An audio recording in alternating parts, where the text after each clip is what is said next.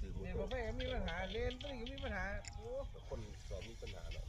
อยากได้ของเขาแต่เอาเลยต้องแม่น้องจะตัวหัวมีแต่วันแตกแล้วเนาะเขา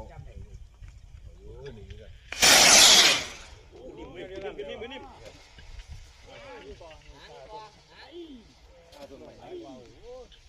ดิวเว้ยอ่ะดิวตูดถิ่มนี่หรอเขาแน่เลยชี้เส้นทุกคนเปียกตัวแท้ที่ดีมันบ่ติดเขา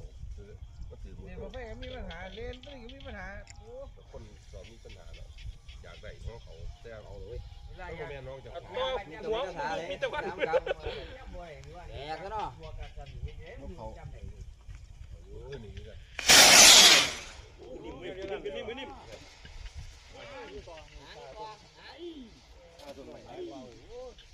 ดิวเว้ยอ่ะดิวตูดถิ่มนี่หรอเขาแน่เลยชี้เส้นทุกคนเปียกตัวแท้ที่ดี